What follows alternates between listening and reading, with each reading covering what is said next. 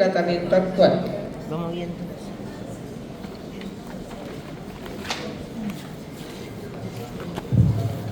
Buenas tardes, muchas gracias por estar todavía por aquí con nosotros.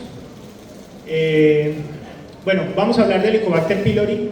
Es una infección muy frecuente en nuestro medio. Es muy importante que aclaremos algunos conceptos para evitar sobrediagnóstico, sobretratamiento y abordaje inadecuado en la edad pediátrica. No tengo conflicto de intereses en esta charla, más que aclarar conceptos sobre el tema. Aquí tenemos un poco el contenido de la charla de hoy, hablar algo de historia, manifestaciones clínicas, pruebas diagnósticas, cómo hacer adecuadamente el diagnóstico, el tratamiento de erradicación y las conclusiones. Empezando la década de los 80, el doctor Robin Warren, patólogo mayor aquí entre este par, le comentó a un R1 de medicina interna que iniciaba su rotación en gastroenterología, el doctor Barry Marshall, sobre unos gérmenes que había empezado a observar en el estómago, pero le llamaba mucho la atención porque hasta ese momento el concepto era que en el estómago ninguna bacteria sobrevivía. Entonces, entre ambos empezaron a revisar qué tan frecuente lo estaban viendo y empezaron a ver que había una correlación entre los pacientes que tenían síntomas dispépticos o enfermedad ulceropéptica y la presencia de este germen.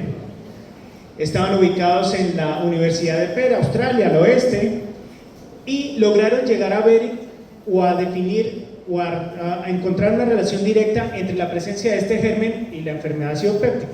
Lo llamaron Campylobacter pyloridis, por el parecido en su forma al Campylobacter, y publicaron en 1983 cada uno una carta al editor en Lancet, una detrás de otra, cada uno autor. Entonces el patólogo describió el germen y luego el doctor Marshall describió la relación con la enfermedad acidopéptica, tanto así que les valió el Nobel en el 2005. Pero antes de llegar al Nobel, después de que publican estas dos cartas al editor, la comunidad médica no les creía. Entonces lo que hizo Marshall fue que algún día se hizo una endoscopia, encontró que no había ninguna patología gástrica y se comió un cultivo de Helicobacter pylori.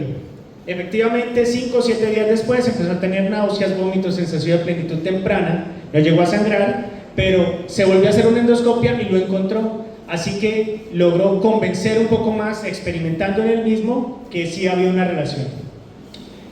Es una bacteria gram negativa en forma de espiral, que tiene 4 a 7 flagelos, que lo hacen muy importante para poder moverse en la mucosa gástrica. Mide de 0,5 por 3 a 5 micrómetros y necesitan un crecimiento lento. Al principio no lo encontraban y fue después de un festivo de Semana Santa en el que cultivan el Helicobacter. Estoy hablando de Barry Marshall y Robin Warren, perdón, y el doctor Marshall, y es después de varios días de festivo en el que crece el germen. Entonces necesita un poquito de paciencia. Es de los gérmenes que son mayores productores de ureasa. Ahorita hablamos porque es importante. Se mueve por los flagelos y coloniza el tejido, solo el tejido gástrico. Es una infección adquirida en menores de 5 años.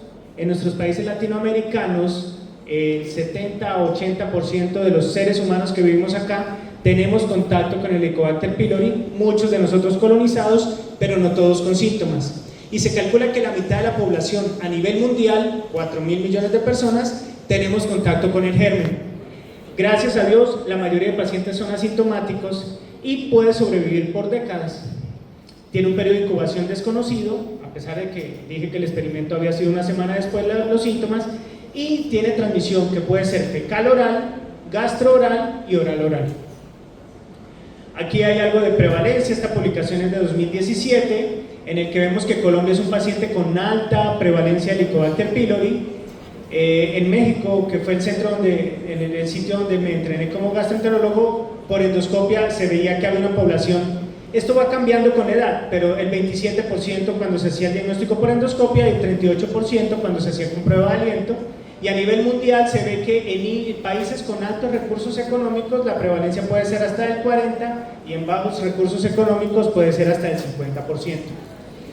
¿Quiénes tienen más factores de riesgo? Las personas que viven en comunidades con escasos recursos económicos, con bajo nivel socioeconómico, los niños que están institucionalizados, sobre todo cuando viven, digamos, no solo van durante el día, sino que viven en la noche, más niños, cuando hay 2 más niños en casa, cuando vivimos en área rural, cuando usamos agua que no sea potable, porque ya dijimos la transmisión fecal oral y desafortunadamente nuestras aguas pues, muy frecuentemente están contaminadas. Usa sus 4 a 7 flagelos, entra a la mucosa, al lumen gástrico y empieza a atravesar esa gruesa capa de moco que tenemos, entonces va moviéndose en el sentido de las manecillas del reloj y es atraído por algunos aminoácidos que se secretan de las células de la mucosa gástrica, por el bicarbonato que también se secreta por esas células para generar un pH tolerable y también por la urea que se produce en el tejido submucoso y que va a salir de forma transcelular y paracelular. Después de que es atraído, se adhiere y se pega bien algunos receptores que hay en las células de la mucosa gástrica y crea su nicho porque como tiene ureasa, que fue algo de lo que comentamos al principio, logra sobrevivir y crear su ambiente a pesar de estar en un ambiente tan agresivo como es el estómago. Aquí algunos factores de virulencia, entonces tenemos el KKA que activa algunas quinasas celulares que van a alterar la señalización de crecimiento celular, la interleuquina 8 que altera las uniones de las células gástricas y tiene relación con algunos procesos carcinogénicos. También tiene, ya hablamos del flagelo, algunos lipopolisacáridos que generan inflamación a nivel de la mucosa, la ureasa que ya mencionamos, y también tenemos el PACA que secreta algunas enzimas que van a hacer daño directo sobre las células epiteliales, secreta amonio que se produce de la ureasa y es algo que utilizamos para luego hacer mediciones no invasivas, genera algunas vacuolas de las células epiteliales, acelera la apoptosis y disrupción de la barrera epitelial e inhibe la activación de los linfocitos T.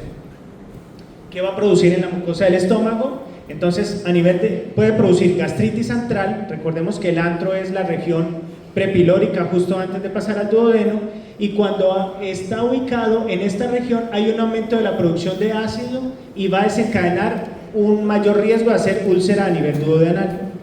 Pero si la ubicación del Helicobacter pylori no es solo antral, sino es más de ubicación pangastritis, o sea, más en el cuerpo y no solo en el antro, va a haber una disminución de la producción de ácido y predispone más a la úlcera gástrica y a su vez al adenocarcinoma gástrico.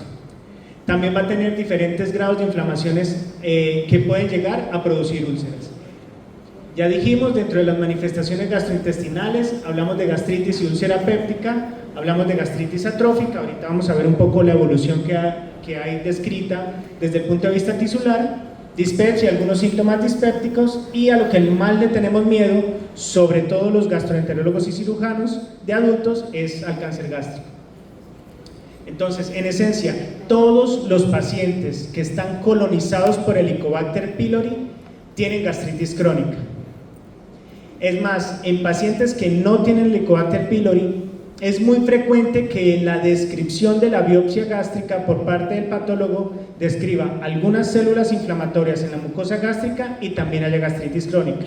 Entonces, no nos asustemos por el término o por el diagnóstico específico. Lo que sí debemos tener en cuenta es si es una gastritis crónica activa y qué tan severa es, porque si está leve y es quiesciente, eventualmente podemos estar más tranquilos que si es moderado o severa y que está activa.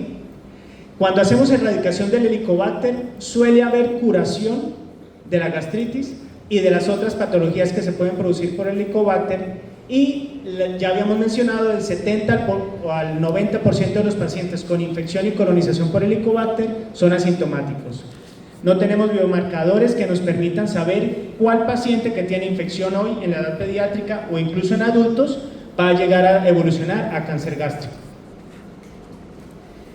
Si tenemos úlcera duodenal, en niños es muy rara, digamos, y el 90% van a tener Helicobacter en la mucosa antral. Si tenemos Helicobacter más metaplasia gástrica, a nivel de duodeno aumentamos el riesgo de hacer úlcera. Y en la úlcera gástrica, en adultos hay asociación directa entre el Helicobacter y la úlcera y son poco frecuentes en niños, puede haber otras causas. Recientemente, la semana pasada, hicimos una endoscopia a una niña que por fiebre le dieron 5 días de Advil, la dosis relativamente alta, y efectivamente tuvo su semana de melenas y efectivamente tuvo sus úlceras gástricas. Volvamos al Helicobacter. Entonces, el cáncer gástrico. Aquí hay que mencionar algo, y es que el doctor Pelayo Correa, un patólogo de Sonsón, Antioquia, entrenado en la Facultad de Medicina de la Universidad de Antioquia, luego trabajó en Cali, terminó en Nueva Orleans, fue muy importante en la descripción de la evolución histológica y la etiología que tiene el Helicobacter pylori como generador de cáncer gástrico. Es el cuarto cáncer más frecuente a nivel mundial, es la segunda causa de muerte por cáncer en hombres. Tener Helicobacter aumenta cerca de 6 veces el riesgo de cáncer gástrico, y la Organización Mundial de la Salud lo considera un carcinógeno grupo 1, o sea, de los que tienen relación directa. Aquí vemos la evolución. Tenemos gastritis, va a producir atrofia de la mucosa, metaplasia, displasia y luego cáncer gástrico. Repito, el doctor Correa en realidad es reconocido como uno de los investigadores más importantes a este nivel, no solo a nivel de Colombia, sino a nivel de Estados Unidos. Sin embargo, no es suficiente. Tener Helicobacter no es la única, no es suficiente para llegar al cáncer gástrico. Muchas veces hay factores ambientales que mencionados aquí abajo, como dieta, alto consumo de sal, nitratos, alcohol, cigarrillo, y como siempre y como todo, pues la predisposición genética. Tener atrofia en un paciente con Helicobacter pylori aumenta el riesgo hasta 6 veces de hacer cáncer gástrico, sobre todo en la gastritis corporal, ya lo habíamos mencionado, porque hay una disminución de ácido, hay algunos factores inflamatorios relacionados, y cuando tenemos, incluyo ahí, familiares en primer grado con cáncer gástrico, tenemos per se hasta 3 veces el riesgo de tener cáncer también. Gracias a Dios es poco frecuente en niños. Más que, en realidad, lo que sea poco frecuente es por el poco tiempo, pues, llegamos hasta los 18, de contacto o de tiempo para hacer daño en la mucosa. También tenemos los linfomas, que son las neoplasias del tejido linfoide asociado a mucosa gástrica. Es raro en niños también, hay algunos reportes de casos, pero sobre todo en adultos, cuando lo encuentran, tratan el Helicobacter y mejora el linfoma. La plática estaba armada hasta anoche, sin embargo, hubo un mensaje, no sé, en mi teléfono sobre las 8 tal vez, y es que ya hay como una publicación inicial de las guías que teníamos para manejo del Helicobacter pylori, que habían sido 2016 y 2017. Entonces, de anoche, literal de anoche, tenemos algunas actualizaciones. Esta es mi hija y lo que dijimos, bueno, ¿qué hacemos? Actualicemos la presentación. Entonces, cambios publicados recientemente de la guía anterior a esta. Primero, ¿cuándo debemos testear o buscar el Helicobacter pylori? Ponemos en verde lo que sí debemos testear. Si tenemos un paciente con enfermedad ulceropéptica, o con enfermedad acidopéptica, o con síntomas dispépticos claros, no cualquier dolor abdominal, no el niño que no gana peso, no el niño que vomita ocasionalmente, no le busquemos el Helicobacter a ese paciente, busquémosle cuando tengamos la presencia de síntomas dispépticos frecuentes y que tengamos sospecha de que haya enfermedad acidopéptica. Cuando tenemos un primer grado de niño con cáncer, un pariente con primer grado con cáncer gástrico, y cuando tengamos una anemia con deficiencia de hierro que es refractaria al tratamiento. Este es otro cambio, y es que no a cualquier niño con anemia vamos a buscar el Helicobacter, sino es cuando ya, después de la charla del doctor Ardila, ha recibido tratamiento y definitivamente no mejora. Solo en ese momento vamos a llegar allá. ¿Y cuándo no debemos buscar? Entonces, hasta la guía de 2017 decía que en dolor abdominal funcional, pero actualmente se incluyen el resto de alteraciones del eje intestino-cerebro, como síndrome de intestino irritable, como, bueno, el lactante es cólico del lactante, dolor abdominal funcional. No es necesario buscar el Helicobacter. Niños que tengan otras enfermedades, entonces la relación del Helicobacter o que el Helicobacter produzca patología en un paciente que tiene enfermedad celíaca es de poca probabilidad, o si tenemos enfermedad inflamatoria intestinal, o incluso si tenemos esofagitis eosinofílica. Pacientes que tengan alto riesgo y que vivan en Norteamérica y en Europa también recomiendan no hacer screening. Sin embargo, el escenario es diferente si es en Japón, donde la prevalencia de cáncer gástrico es muy alta, o si es en Colombia, donde en Nariño y en la región cundiboyacense la prevalencia del cáncer gástrico es muy alta. Entonces, esta guía es de Norteamérica y de la Sociedad de Gastroenterología Europea, pero siempre tenemos que adaptarnos a nuestra región. También hasta la guía 2017 Decíamos que si tenemos un niño con talla baja que no ganaba peso, había que buscar el Helicobacter como una posibilidad. Ya recomienda fuerte que no, entre otras cosas porque la posible relación entre niños con talla baja o desnutrición y el Helicobacter pylori no tiene relación posiblemente con la presencia de la infección, sino con el estado socioeconómico. Empezamos un poco con las recomendaciones. Entonces ya no solo dolor abdominal, sino las alteraciones del eje intestino-cerebro. Entonces no hay relación directa con la presencia del Helicobacter pylori, por eso no tenemos que buscarlo. Sin embargo, si hay signos de alarma, sí es necesario. ¿Cuándo hay signos de alarma? Enfermedad ulceropéptica, esto ha cambiado, pero la enfermedad ulceropéptica en algún familiar, dolor persistente en la región, en el epigastrio, dolor en el cuadrante superior derecho, si tenemos disfagia o odinofagia, si tenemos vómitos persistentes, obviamente si tenemos sangrado de tubo digestivo, recuerde que hay que preguntar a la mamá si vomita, cómo vomita, si es negro o rojo, si hace popó, pues si hace popó no, cuando hace popó, cómo hace popó, siempre preguntar si es negro, siempre preguntar si es vino tinto, siempre preguntar si es rojo, si hay artritis como alteración o como enfermedad inflamatoria, si hay alguna enfermedad perirectal, sería un signo de alarma porque podría ser un Crohn, si hay desaceleración marcada del crecimiento, alteración de la pubertad, fiebre no explicada, estos son los signos de alarma o signos banderas rojas de trastornos funcionales. Entonces, solo el dolor no, pero si tenemos signos de alarma sí.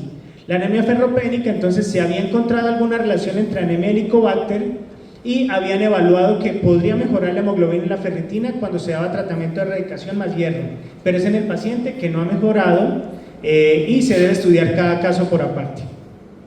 En la PTI, este es otro cambio importante y es que una de las posibles causas de PTI que teníamos que considerar era la presencia de Helicobacter. La recomendación actual cambió y ahora sugiere no buscar Helicobacter en niños con PTI. Entonces ese es uno de los cambios importantes. Le hacíamos una prueba no invasiva, obviamente no le íbamos a hacer endoscopio a un niño con 20.000 plaquetas, pero si le hacíamos prueba no invasiva, ya las cosas cambiaron. Pruebas diagnósticas, tenemos dos grupos. ¿Cómo vamos de tiempo? Tenemos dos grupos, las invasivas y las no invasivas. Las invasivas son la endoscopia con toma de biopsias, la prueba rápida de ureasa en biopsia gástrica tomada en el momento de la endoscopia, el cultivo y las pruebas moleculares en el tejido de la biopsia. Y las no invasivas está la prueba de aliento con urea marcada, la prueba de antígeno en heces y las pruebas serológicas que podían ser en sangre, en orina o en saliva. Cada vez más en la ciudad estamos teniendo la posibilidad de acceder a algunos estudios diagnósticos con los que no contábamos antes. En los laboratorios ya se ofrece con mayor frecuencia la prueba de antígeno en materia fecal y también en algunos laboratorios y centros médicos se ofrece con mayor frecuencia la prueba de aliento con urea marcada con carbono 13 para diagnóstico de Helicobacter pylori. Sin embargo, es muy importante, y si se van con esta idea clara a sus casas, tener en cuenta que esos métodos diagnósticos no son suficientes para dar tratamiento de erradicación a un niño con Helicobacter pylori. Obviamente, empecemos con las pruebas serológicas. Bueno, empecemos con el diagnóstico correcto. Endoscopia e histología son el gold standard. Si tenemos un niño que tiene síntomas dispépticos, o sea, sospecha de enfermedad ulceropéptica, vamos a hacer la endoscopia. Un hallazgo muy frecuente es la nodularidad. Esta endoscopia es en niños, un paciente real, la hicimos en marzo y vemos el aspecto nodular del antro gástrico. Ese hallazgo no es suficiente para diagnosticar el Helicobacter pylori, pero sí es un hallazgo muy frecuente en el Helicobacter. Puede haber úlceras y puede haber erosiones. Ese es otro pequeño cambio que tiene la guía, y es que antes nos decía que diéramos tratamiento solo cuando había úlceras, pero el hecho de ver erosiones también a nivel endoscópico nos va a obligar a dar tratamiento. Y habitualmente encontramos una gastropatía predominantemente antral, lo que da mayor riesgo de úlcera péptica, sobre todo a nivel duodenal. Y también podemos ver pangastropatía, que sería el diagnóstico, el término correcto, que significa muy atrofiada toda la mucosa gástrica. Cuando estamos buscando Helicobacter pylori y hacemos una endoscopia, debemos tomar 6 biopsias, 2 de antro, 2 de cuerpo, una de la incisura y una para prueba en la prueba rápida que hacemos de ureasa. Entonces, 2 de antro, una de la cara anterior y otra posterior, 2 de cuerpo también y una en la incisura, que es donde es más fácil encontrar el Helicobacter pylori. Y esto lo llamamos el protocolo de Sidney. Entonces no es entrar, buscar donde sea, sino ya sabemos dónde tomar las biopsias. Y como ya dije, podemos usar una de estas pruebas o para hacer prueba de ureasa rápida o pruebas moleculares. Las pruebas moleculares en nuestro medio no están disponibles, entonces en realidad todavía no vamos a llegar a ese paso. Europa y Estados Unidos ya lo están mencionando. Las tinciones con hematoxilina eosina habitualmente se encuentra, pero sobre todo con la coloración de Yemsa es donde más nos van a describir bacterias o bacilos con morfología de Helicobacter pylori. La hematoxilina eosina y el Yemsa puede tener una sensibilidad tan alta como del 82% y una especificidad tan alta como del 95%. Después de pandemia, que tuvieron los niños tanto contacto con los animales, se ha venido viendo en algunos centros de referencia, incluyo mi hospital en México, el Instituto Nacional de Pediatría, en que algunas otras helicobacterias también están produciendo patología. Es un tema que se está abriendo hasta ahora, pero no solo el Helicobacter pylori el que puede producir alteraciones. Y si hay gastritis crónica y tenemos prueba de ureasa en el momento con la biopsia negativa, posiblemente podamos llegar a inmunistoquímica. El cultivo es más específico, no está tampoco tan a la mano nuestra, tiene un procesamiento que se debe hacer rápidamente después de la recolección de la muestra. Ya dijimos que era un germen microaerofílico, la incubación es lenta, hay que tenerle paciencia y nos permitiría ver resistencia y producción de algunos antígenos y es importante en falla terapéutica, pero no es algo que tengamos en nuestro medio. La prueba rápida de ureasa es una prueba invasiva. Una de las biopsias que tomamos en la endoscopia se hace en una pequeña, un pequeño recipiente, pues, en el que se utiliza la reacción enzimática y es que la ureasa nos va a convertir la urea que hay y que ponemos en la prueba y nos va a cambiar el color porque va a producir amoníaco y CO2. Entonces lo vemos en el tubito rápidamente, inclusive durante el procedimiento, y vemos que cambia de color el tubo en el que se hace la prueba. Baja sensibilidad si hay pocas bacterias y baja la sensibilidad si tenemos un sangrado activo en ese momento. Las pruebas moleculares, las voy a mencionar solamente. Podemos buscar ADN en la biopsia y buscar sensibilidad y patrones moleculares, pero repito, todavía no está tan a nuestro alcance. Quiero hacer un poco de énfasis en esto, la prueba de aliento con urea marcada. Recuerden que dije hace un momento que estamos sobreutilizando esta prueba y es que solo por tener dolor abdominal general o difuso o porque la mamá me ha reconsultado 3 veces por dolor, no amerita hacer prueba de aliento. Si de verdad creo que tiene Helicobacter, lo que tengo que hacer es una endoscopia.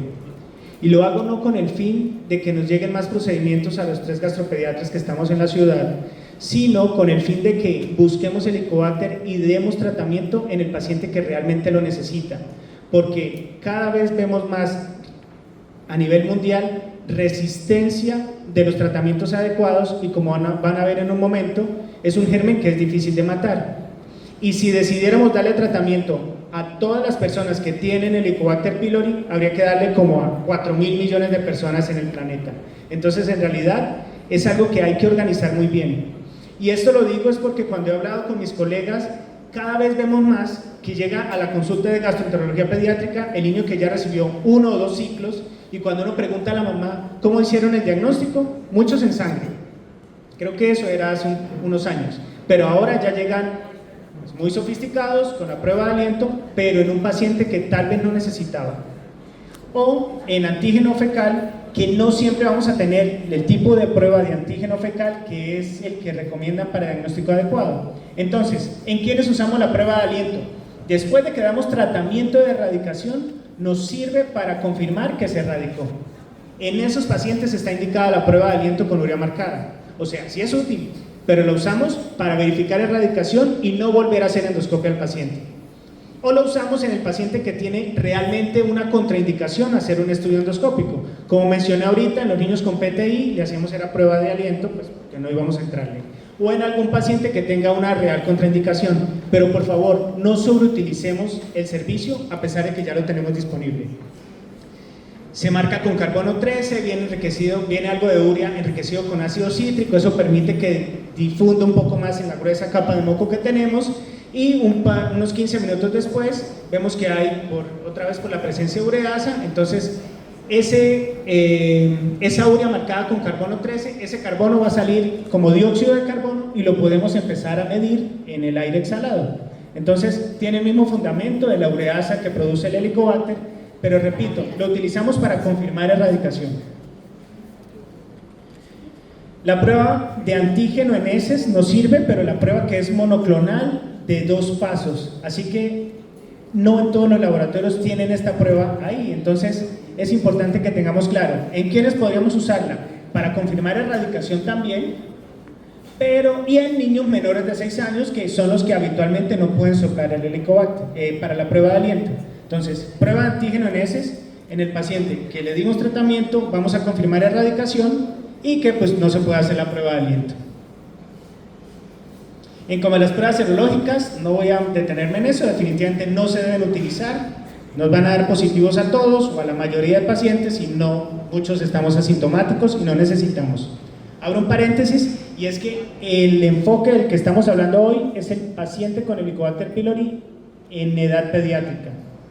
El adulto es un abordaje diferente y ellos más o menos dicen Helicobacter encontrado, Helicobacter eliminado, pero es un abordaje un poco diferente. Pruebas diagnósticas, aquí un cuadro si quieren tomarle foto, la histopatología tiene una sensibilidad que puede ser hasta el 99% y la especificidad pues es también muy cercana al 100%. La prueba rápida de ureasa, que es ahí en la biopsia, también tiene una sensibilidad, tiene una especificidad alta. El cultivo obviamente que sería 100% específico, y ya dijimos que a nivel sérico y saliva no vamos a tomar pruebas. El antígeno fecal, pero de 2 pasos, podría ser también útil, y el test de aliento, pero estos 2 últimos recuerden para verificar erradicación. ¿Cuándo hacemos la endoscopia? Entonces es importante suspender el IVP, el esomeprazol, por lo menos 2 semanas antes de hacer la endoscopia. Si el paciente llega tomándose sus 40 de esomeprazol todas las mañanas en ayuna, al momento de la endoscopia vamos a disminuir la sensibilidad diagnóstica de la prueba. Entonces podemos tener mucosas que se ven sanas e inclusive biopsias que no van a reflejar el número adecuado de Helicobacter. Entonces siempre hay que suspenderlo y eventualmente dejar algún antiácido, alginato de sodio, algunos de estos que se suspende un par de días solamente antes, y debemos llevar 4 semanas sin antibióticos. Otro de los cambios que hay en el 2023, está por publicarse, es que de diagnóstico nos exige o cultivo o pruebas moleculares. Ya dijimos, no estaban tan frecuentes o no están tan disponibles acá, entonces hablamos de histopatología, el hallazgo que el patólogo nos reporta, presencia de bacilos negativos similares o con forma de Helicobacter, tomados con el protocolo Sidney. Entonces, insisto en que la guía nos sigue diciendo hay definitivamente que hacer un estudio endoscópico. ¿Cuándo damos tratamiento de erradicación? Si tenemos enfermedad ureopéptica, entonces habitualmente no le entramos a una endoscopia a un paciente que está asintomático. Aquí abro el paréntesis, y es que nos pasaba cuando estábamos en la residencia que sacábamos, no sé, la moneda o el gancho o el clip y entrábamos, pues estábamos en entrenamiento y tomábamos biopsia de estómago y salía Helicobacter. Entonces ahí uno sabía qué hacer. Chino asintomático, los papás perfectos, creciendo bien y todo, y le encontró un Helicobacter en la endoscopia. Entonces lo que nos dice es, si tiene síntomas dispépticos, si tiene enfermedad ureopéptica, si ya le dio tratamiento con esomeprazol y no mejoró, o mejoró y volvió a aparecer el síntoma, pues debe tratamiento. Si es un hallazgo incidental, por eso decimos que hay controversia. La guía dice que si no tiene síntomas no hay que dar tratamiento. Sin embargo, tras bambalinas y cuando ya nos bajamos aquí de la charla y platicamos con los colegas, la reflexión es ¿qué hacemos con ese Helicobacter que está ahí? ¿Qué va a pasar en 20 o 30 años? Entonces, por eso insisto, hay controversia. Algunos decidimos ser un poco más agresivos, digamos, y Helicobacter encontrado, Helicobacter tratado. Otros se siguen un poco más a las guías. Digamos que eso individualizamos el caso. Y debemos usar al menos 3 medicamentos: inhibidor de bomba de protones a dosis alta, amoxicilina, a no ser que sea alérgico, y metronidazol o claritromicina. La preocupación a nivel mundial es que la claritromicina viene aumentando en resistencia. Sin embargo, en Colombia el metronidazol se ha utilizado de forma más crónica y para desparasitar a todo el mundo. Yo creo que aquí todos hemos recibido, y creo que no exagero, metronidazol, si no fue de chiquitos, después. Entonces, la posibilidad de resistencia, ya que no tenemos valores confiables en niños a nivel local, al metronidazol, es muy posible que sea más alto al metronidazol que la claritromicina. Pero los americanos y europeos vienen más preocupados por la clarito que por el metro. Debemos siempre verificar la erradicación. Uno de los cambios es que nos cambia un poquito las semanas, entonces nos dice verificar la erradicación 6 a 8 semanas después de haber terminado el tratamiento. Entonces, ahorita hablamos de la duración, ya vamos a terminar. 6 a 8 semanas debemos hacerlo. ¿Con cuáles pruebas? Ya dijimos, prueba de aliento o en menores de 6 años, antígeno fecal. ¿Por qué es importante erradicarlo? Porque si pasa un año y el niño vuelve a hacer síntomas y le vuelven a hacer prueba de endoscopia, no vamos a saber si ese Helicobacter no respondió al tratamiento inicial o si se reinfectó y hay que buscar pues, en el resto de la familia. Entonces sí es importante verificar la erradicación, debe ser al menos del 90% antes de pensar en cambiar de régimen y hay que insistir en la buena adherencia. Si quieren tomarle foto, estos son los datos publicados a la guía de 2017, en realidad no cambiaron mucho. Esta foto podría ser susceptible a claritromicina y metronidazol, usamos amoxa, claritro y IVP. Si es resistente a claritro, repito, aquí no tenemos ese dato confiable. Lo que nos dicen es que si no sabemos las resistencias, pudiéramos dar IVP, amoxicilina, metronidazol o adicionar bismuto. Repito, en Colombia es muy posible que las personas sean más resistentes al metronidazol que a la claritromicina. Entonces, en lo particular, usamos claritro. Aquí, estas sí son las dosis que quiero que se lleven.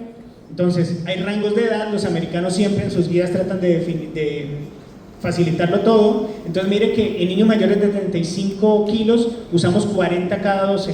Y aquí hay algo importante también, y es que el inhibidor de bomba de protones no sirve si se abre la cápsula o si se diluye la tableta, porque la absorción es a nivel duodenal. Entonces, para niños pequeños que no deglutan tableta, a pesar de que la industria ha logrado ponernos tabletas muy pequeñas en realidad para 40 miligramos, entonces si el niño no se pasa la tableta o la cápsula entera, tenemos que darle sobres de esomeprazol. Pero si ya logra deglutirla, pues la dosis debe ser en realidad alta. La amoxicilina, aquí están las dosis, estas son las estándar, estas son las dosis altas. La claritromicina está en las dosis, el metronidazol también está mencionado, y el bismuto que se encuentra pero no está tan disponible, que podría ser una alternativa mayores de 8 años. Para terminar, ya sé que me pasé como un minuto, la administración de probióticos ha venido creciendo para todo. Ayer hablábamos y decir probióticos ya no sirve, tenemos que hablar de cepa específica y para una patología específica. Entonces, hay algunos estudios que dicen que puede mejorar la tasa de erradicación, otros que no es tan efectivo, pero tanto los estudios que dicen que sí sirve para mejorar la erradicación como los que no sirven son contundentes en decir que sí hay menos efectos secundarios, sobre todo diarrea por antibióticos y náuseas. Entonces, pues si le vamos a dar 2 antibióticos durante 14 días, si le vamos a echar un mes de esomeprazol, pongámosle desde el principio probióticos para lograr disminuir los efectos secundarios y que el paciente no se tome el tratamiento como debiera. Es muy importante decirles, se empiezan los 4 medicamentos al tiempo, 3 de esos medicamentos van a durar 14 días, por favor, no ciclos cortos de 7, no ciclos cortos de 10, la guía dice 10 a 14, mejor 14 que 10, pero se debe tomar el tratamiento a tiempo, a pesar de que es una alta carga, o sea, pueden ser esomeprazol en la mañana, 2 de amoxicilina si es un niño grande, 1 de claritromicina, van 4 tabletas en la mañana, 4 en la noche, pero hay que echarle probióticos también. ¿Cuáles cepas? Lactobacillus rhamnosus GG y Saccharomyces boulardii. Inclusive hay un metaanálisis del año pasado que nos dice que mejora erradicación, pero sobre todo los que dicen que no mejora erradicación también nos ayudan a decir que hay menos efectos secundarios. Ya para terminar, y no es fácil condensar tanta información y anoche ajustar un poco las cosas, pero el Helicobacter pylori es muy frecuente en nuestro medio. No debemos estarlo buscando en todos, ahorita no salimos a todos a decirle venga y sople a ver si tiene Helicobacter y pase por los antibióticos. Su relación con cáncer gástrico ha sido demostrada y yo me siento orgulloso del doctor Correa, que no conocí, que tiene más de 90 años, pero en realidad sabemos que produce cáncer gástrico. El diagnóstico se debe realizar con métodos invasivos, insisto, ese es un mensaje muy claro que debe quedar. No se realiza con pruebas no invasivas, decidí ponerlo también. El triconjugado durante 14 días es el tratamiento de elección en nuestro medio, mientras vayamos conociendo cada vez más susceptibilidad antibiótica. Los probióticos pueden mejorar la efectividad, pero sí mejoran, cuando digo pueden es que, ya lo dije, pero sí mejoran diarrea y náuseas por antibióticos. El esquema de tratamiento se debe adaptar a cada región y siempre se debe confirmar la erradicación. Muchas gracias.